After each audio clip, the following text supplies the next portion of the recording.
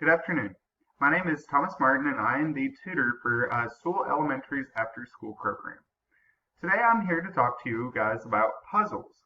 That's one hobby that I have enjoyed throughout my childhood and adulthood um, because it allows me to uh, reduce stress and anxiety, and it also helps fine-tune some problem-solving skills and things that I'll discuss later in this video. But first, I figured I'd show you around some of the puzzles that I have previously completed. My favorite puzzles are typically about 500 to 1,000 pieces, and they are Disney pictures, or well, they're Disney scenes in paintings done by Thomas Kincaid. And so I'll just show you some of the ones that I've completed so far.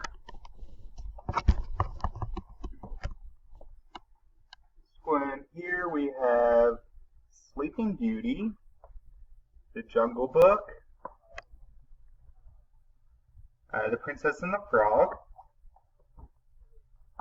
Little Mermaid, Peter Pan, The Lion King,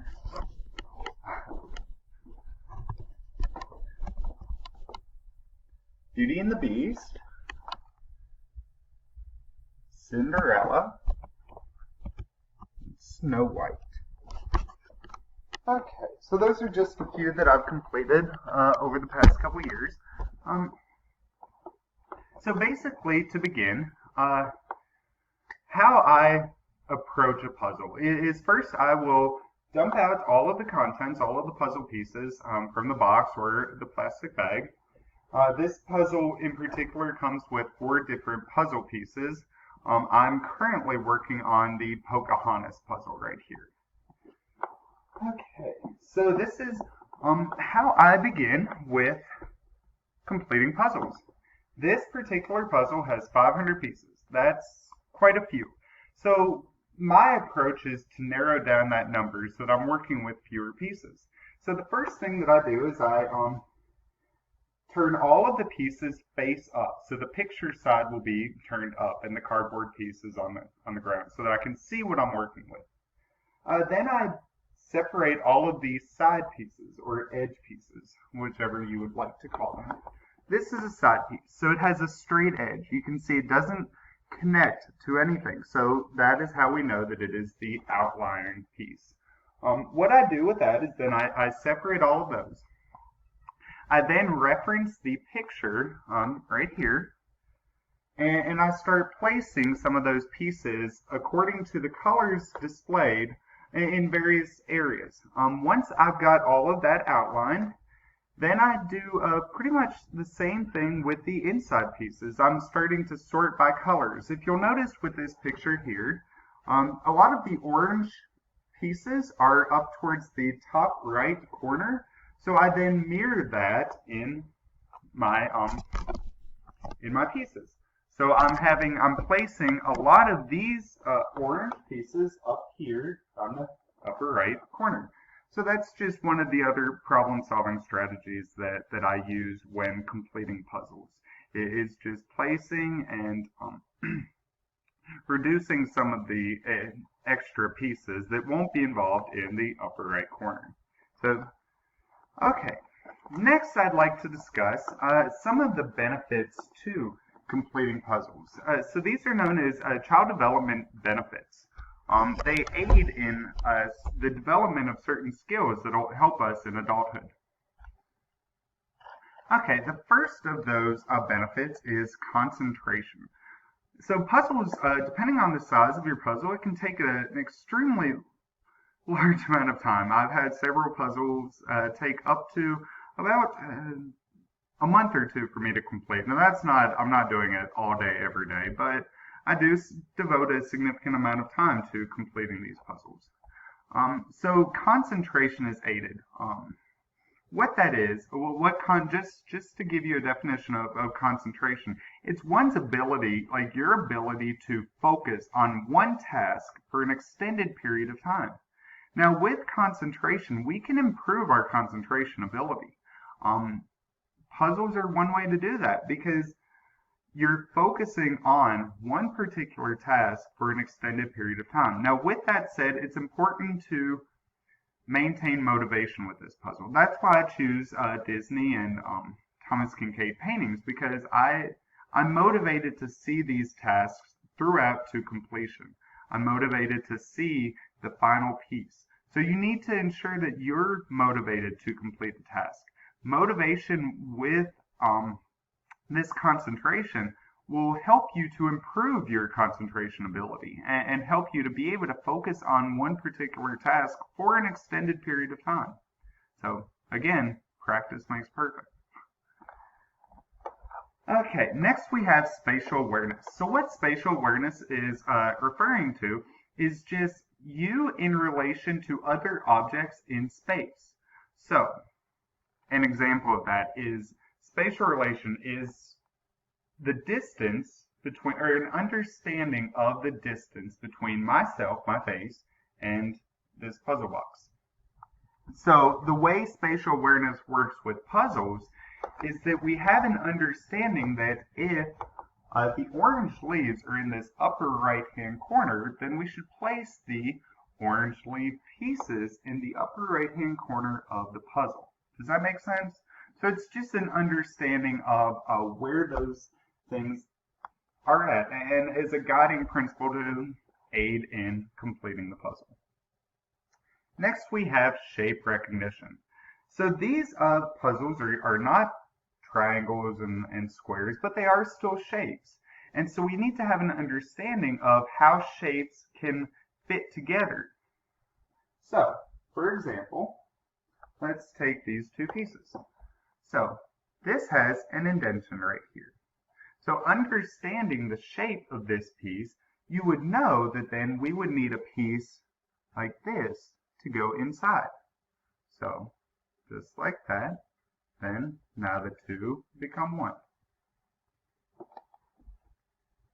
Okay, now moving on to topic-specific knowledge. So topic-specific knowledge doesn't refer to every puzzle that you would complete, but there are a significant amount of topic-specific knowledge puzzles available, such as puzzles that have the pieces are individual states that then make up our country, the United States of America. So you have those puzzles. You have puzzles regarding for like children that are learning certain body parts such as arms, elbows, wrists, and hands. Those are topic specific puzzles. And so those can be educational. Next we have fine motor ability. So what fine motor ability is, it is smaller muscle movement. So not the large muscle movement like that is required for running, jumping, hopping, skipping, things like that. These are those finer movements that involve hands and wrists and the fingers. So fine motor ability is strengthened when we use it. So we're utilizing our fine motor ability when we're picking up these puzzles, placing them together. That's improving our fine motor ability and strengthening some of those muscles associated with that. Next is hand-eye coordination. What this is referring to is the coordination between your hands and your eyes being manipulated by your brain. So your eyes are communicating to your brain what they're seeing on the puzzles. Your hands are then following the message from the brain to grab the puzzle that you're seeing. So it's the more that you're doing this, the more your hand and eye coordination are occurring naturally. Next we have problem-solving skills. So as I previously discussed, there are certain strategies that I bring into every puzzle that I'm trying to complete. And these strategies are known as those problem-solving skills. They're just ways that we approach a problem. So the way that I approach a problem with a puzzle is to lay all the pieces face up, then separate the edge pieces. So these are the strategies that I'm used that allow me to successfully complete the puzzle. So next we have language. And this is referring more to younger children who are still developing vocabulary. But if you're an older sibling and have a younger sibling at home, you can use puzzles to help teach them vocabulary words such as colors, various plants. Like this particular puzzle has a canoe, it has a ship, it has trees, it has water, it has rabbits. A lot of those things, if a child is not familiar with that term, then seeing that, learning it, while also completing a puzzle associated with that vocabulary term will increase their ability to know that term. Next, we have memory. So this memory is involved because we need to, in puzzle completion, because we need to remember where we saw. So let's say I'm missing one of the pieces that has the orange leaves on it. I need to remember where I last saw that piece. So allowing the memory to kind of guide what you're looking for and things like that is beneficial, and it improves your memory because you're constantly referencing where was the last time I saw that puzzle piece, where was the puzzle piece that had the little rabbit on it, things like that. So you're constantly recalling information that you've seen when you were spreading out your puzzle pieces. Okay, next we have self-esteem. So self-esteem is referring to kind of how you feel about yourself and your ability to complete a task. We have one big task of completing this puzzle. But we also have, depending on the number of pieces, in this case 500 pieces, we have 500 other tasks that need to be successfully completed in order to complete the whole puzzle. So while we're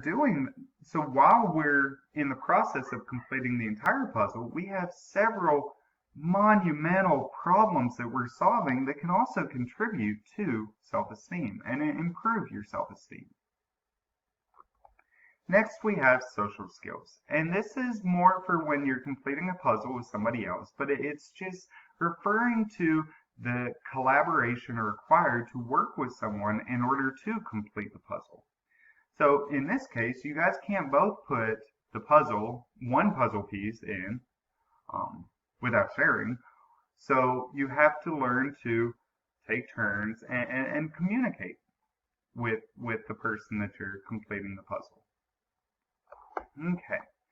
So I know that you guys have probably all completed puzzles, and I hope this was informative regarding just some of the benefits associated with completing puzzles and what they can do to help your brain and help some of those fine motor skills.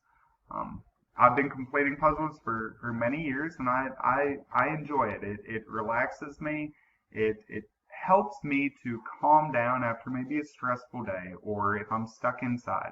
It gives me a positive outlet. I hope that you all have positive outlets during this time, and I hope that you're all staying healthy. I miss you, and I can't wait to see you again. Take care. Thank you.